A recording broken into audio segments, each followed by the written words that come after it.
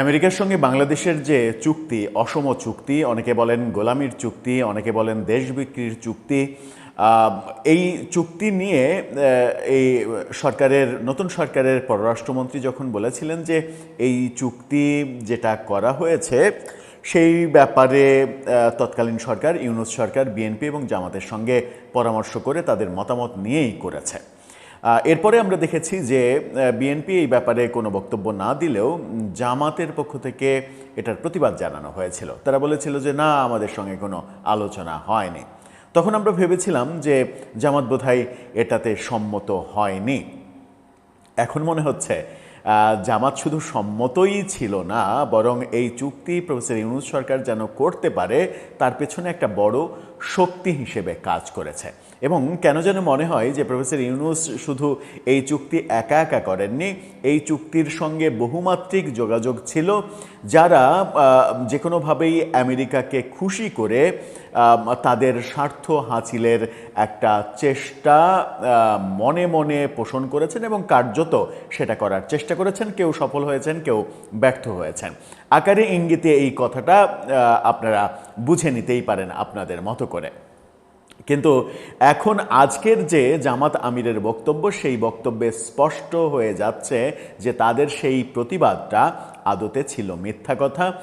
প্রকৃত অর্থেই জামাত এই চুক্তির ব্যাপারে জানতো এবং তাদের সম্মতি ছিল না শুধু, জোরালো তাদের অবস্থান ছিল। কিভাবে মনে হলো? কি বললেন আজকে জামাত আমির? যেটা বললেন সেটাতে আমরা কি বুঝতে পারি? চলুন, জাপান সফর শেষে তিনি দেশে ফিরে যে কথা সাংবাদিকদের বললেন তার মিনিংটা কি দাঁড়ায় একটু বুঝে দেখে থাকবেন পলিটিক্স টিভির নিয়মিত আয়োজনে।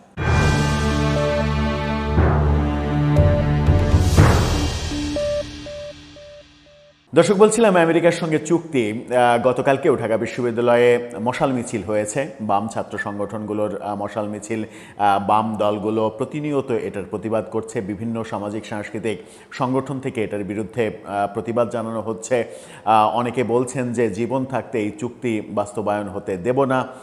কিন্তু সরকারের একটা নীরব ভূমিকা এর আগে পর্যন্ত ছিল, এরপরে আমরা এখন দেখছি যে প্রকাশ্য ভূমিকা। বাণিজ্যমন্ত্রী বলছেন যে এই চুক্তি ভালো চুক্তি, এই চুক্তি নিয়ে আতঙ্কিত হওয়ার কিছু নেই। পররাষ্ট্রমন্ত্রী সরাসরি বলছেন এই চুক্তি ভালো চুক্তি, অন্যান্য বহু দেশের চাইতে আমাদের চুক্তি অনেক ভালো চুক্তি হয়েছে। সো সরকার যেহেতু মনে করছে ভালো চুক্তি, সেহেতু এই চুক্তি বাতিলের তো কোনো অপশন নেই। এরই মাঝে তারা বোয়িং কেনার 14টা বোয়িং কেনার চুক্তি আলাদাভাবে করে ফেলেছে। সুতরাং সেই চুক্তি যে বাস্তবায়ন হতে শুরু হয়েছে সেটাও আমরা দেখছি, এটা বাতিল হবে না। জামাতের আমির আজকে জাপান সফর শেষে তিনি জাপান ব্যাংকক সফর শেষে ফিরে যে কথা বললেন সেটা নিয়ে বিডি নিউজ 24-এর এই শিরোনামটা দেখে নিন, তাহলেই বুঝতে পারবেন যে জামাতের এর আগের প্রতিবাদটা সেটা শুধুমাত্র লোক দেখানো প্রতিবাদ ছিল। কি বলছেন তিনি? যুক্তরাষ্ট্রের সঙ্গে বাণিজ্য চুক্তি বাস্তবতার আলোকে দেখার পক্ষে জামাত আমির। বাস্তবতার আলোকে, তার মানে হচ্ছে যে এমন বাস্তবতা তৈরি হয়েছিল যে এই চুক্তিটা প্রয়োজন ছিল। এরপরে তিনি তার পুরো কথাই আরেকটা মন্তব্য করেছেন, যে মন্তব্যতে পরিষ্কার হওয়া যায় যে এই চুক্তি বাস্তবায়নে জামাতের একটা বড় ভূমিকা ছিল। কি বলছেন তিনি? এটাই একমাত্র চুক্তি না, এরকম আরও বহু চুক্তি আছে। এই চুক্তির পক্ষে সাফাই গাইতে গিয়ে তিনি বলছেন যে এটাই একমাত্র চুক্তি না, আরও বহু চুক্তি আছে। এখন তার কাছে প্রশ্ন, আরও বহু কি কি চুক্তি আছে? এর আগে বিভিন্ন সরকার আরও কি কি এরকম গোলামির চুক্তি করেছে, তিনি যদি কাইন্ডলি সেগুলো প্রকাশ করে দেন, জনগণের বুঝতে সুবিধা হবে যে এর আগের সরকারগুলো, শুধু প্রফেসর ইউনূসের সরকার না, এর আগের সরকারগুলো, জাতীয় পার্টি, বিএনপি, আওয়ামী লীগ সরকারগুলো দেশবিরোধী এরকম চুক্তি বিভিন্ন দেশের সঙ্গে করেছে। প্রফেসর ইউনূস তার 1.5 বছরের শাসনামলে শেখ হাসিনা ভারতের সঙ্গে গোলামির চুক্তি করেছে, ভারতের কাছে দেশকে বিক্রি করে দিয়েছে, এরকম বহু কথা তো বলেছেন। জনপ্রিয় হওয়ার এরকম বহু কথা তাদের মুখ থেকে শুনেছি, কিন্তু একটা চুক্তির রেফারেন্স তারা দিতে পারেনি, একটা চুক্তি সামনে আনতে পারেনি, একটা প্রমাণ সামনে দেখাতে পারেনি, এবং একটা চুক্তি বাতিলও করেনি। তারা বহু কিছু করেছে, নির্বাহী আদেশে বহু কিছু করেছে, সংবিধান বিরোধী অধ্যাদেশ জারি করার ধৃষ্টতা দেখিয়েছে, অনেক কিছু করেছে, কিন্তু শেখ হাসিনার এই গোলামির চুক্তি তারা বের করতে পারেনি। চুক্তি থাকলে তো বের করবে, যেগুলো আছে সেগুলো প্রকাশ্য। এর আগে বঙ্গবন্ধু ভারতের সঙ্গে যে 25 বছরের চুক্তি করেছিলেন, ইন্দিরা মুজিব চুক্তি, সেই চুক্তি বাংলাদেশের কোনো ক্ষতি করেছে? করেনি। বাংলাদেশের কোনো ক্ষতি যখন করেনি, তখন জামাত আমিরের এই বক্তব্যের প্রেক্ষাপটে তাকে প্রশ্ন করা যেতেই পারে যে এর আগে প্রফেসর ইউনূস সরকারের আমলে, মানে তার আগের কোন আমলে এরকম পশ্চিমা কিংবা বিভিন্ন দেশের এজেন্ডা বাস্তবায়নের জন্য কোনো সরকার এসেছিল যারা দেশ বিক্রির এই চুক্তিটা করেছে? বিএনপি সরকার করেছে, জিয়াউর রহমান করেছেন, খালেদা জিয়া করেছেন, বঙ্গবন্ধু করেননি সেটা তো বললামই, শেখ হাসিনা করেছেন, কিংবা তারেক রহমান গত 3 মাসের মধ্যে এইরকম চুক্তি করে ফেলেছেন কোনো? সেই প্রশ্নের উত্তর বোধহয় খুবই প্রয়োজন। কি বলছেন তিনি আরেকটু বিস্তারিত জানি।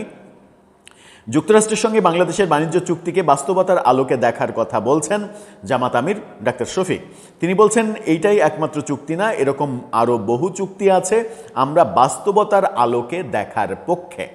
তারা বাস্তবতার আলোকে দেখবেন, তার মানে হচ্ছে যে তারা একটা বাস্তবতা ক্রিয়েট করবেন যেন এই চুক্তির পক্ষে থাকা বাধ্যতামূলক হয়। হ্যাঁ, সেই বাস্তবতা তো ক্রিয়েট করে ফেলেছেন।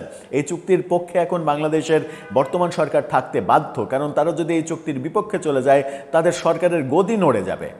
আমেরিকা, ডিপ স্টেট আবার কোনো ষড়যন্ত্র করে বিএনপি সরকারকে সরিয়ে দেবে। মানে আমেরিকার অভিযান কিংবা ডিপ স্টেটের যারা শেখ হাসিনা সরকারের পতনের পেছনে মানে মুখ্য ভূমিকা পালন করেছে, তাদের এজেন্ডা কিন্তু এখনও সম্পূর্ণ হয়নি। তাদের এজেন্ডা ছিল এই দেশকে আফগানিস্তান বানানো, এই দেশকে একটা জঙ্গিবাদী দেশ হিসেবে প্রথমে জঙ্গি সাম্প্রদায়িক গোষ্ঠীকে সাপোর্ট দেওয়া, তাদেরকে পুনর্বাসন করা, তাদেরকে প্রতিষ্ঠিত করা, এবং প্রতিষ্ঠিত করে কোনো একটা সময় বলা যে এই তোমার দেশে জঙ্গিবাদ আছে, করো, আক্রমণ করো, হামলা করো, মিসাইল ছাড়ো, তারপরে আফগানিস্তানের মতো, ইরাকের মতো অবস্থা করে দেবে এই দেশটাকে। সেটাই তো প্ল্যান। সেই প্ল্যানের মানে বাস্তবায়ন সম্ভব হয়নি বিএনপির দৃঢ়তার কারণে, সেনাবাহিনীর দৃঢ়তার কারণে, বাংলাদেশের মানুষের দৃঢ়তার কারণে, এবং বিএনপি শেষ পর্যন্ত ভুল রাজনীতি না করার কারণে, কৌশলে বেশ শক্তপোক্ত রাজনীতি করার কারণে এই পরিকল্পনাটা বাস্তবায়ন করতে পারেনি প্রফেসর ইউনূস সরকার। তাহলে কি বলা যায় যে এই পরিকল্পনা মানে থেমে গেছে? না, থেমে যায়নি। এই পরিকল্পনা শুরু হয়েছে সেই 111 থেকে এই পরিকল্পনা প্রফেসর ইউনূসকে দিয়ে শুরু হয়েছিল। তখন একবার ব্যর্থ হয়েছিল, প্রফেসর ইউনূস 3 মাসের জন্য জায়গা নিতে চাননি। পরে যখন ফখরুদ্দিন সরকার 2 বছর থেকেছে, তখন তিনি আফসোস করেছেন। তখন যেটা হয়নি ফখরুদ্দিন মঈনুদ্দিনকে দিয়ে, যেটা হয়নি সেটা 24-এ প্রফেসর ইউনূসকে দিয়ে সম্ভব করিয়েছে, কিছুটা সম্ভব করিয়েছে আমেরিকা, কারণ এই চুক্তিটা করতে পেরেছে। আরও কিছু চাহিদা ছিল, করিডোর নেওয়া, বন্দর নেওয়া, সেন্ট মার্টিনে আসন গাড়া, বাংলাদেশে একটা ঘাঁটি গাড়া, এই ব্যাপারগুলো তাদের পরিকল্পনায় ছিল। সেগুলো বাস্তবায়ন করতে পারেনি, এবং সেই বাস্তবায়ন প্রক্রিয়া চেষ্টা এখনও যে থেমে গেছে, মানে এখনই যে থেমে গেছে সেটা তো বলা যায় না। এটা অব্যাহত রয়েছে এবং অব্যাহত থাকবে যতদিন পর্যন্ত না তাদের পরিপূর্ণ স্বার্থ উদ্ধার হয়। এবং এই তাদের পরিপূর্ণ স্বার্থ উদ্ধারের পেছনে কারা কারা কাজ করছেন তাদের দিকে দৃষ্টি রাখা আমাদের খুবই প্রয়োজন।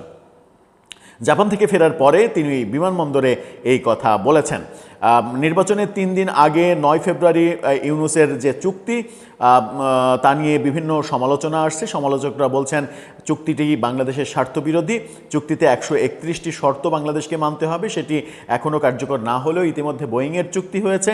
বাণিজ্য চুক্তি করার সময় অন্তর্বর্তী সরকারের নিরাপত্তা উপদেষ্টা খলিলুর রহমান বলেছিলেন যে 2 দলের সঙ্গেই কথা বলে সম্মতি নিয়ে এটা করা হয়েছে। জামাত ইসলাম পরবর্তীতে দাবি করেছিল না, তার সঙ্গে কথা হয়নি। কিন্তু এখন জামাতের আমির যেটা বলছেন সেটাতে মনে হচ্ছে যে শুধুমাত্র প্রফেসর ইউনূস সরকার জামাতের সঙ্গে কথা বলেনি, বরং এই যে পুরো প্রক্রিয়াটা প্রফেসর ইউনূস সরকার বাস্তবায়ন করতে পেরেছে জামাত এবং জামাত জোটের পূর্ণ সহযোগিতায়, সমর্থনে না, পূর্ণ সহযোগিতায়।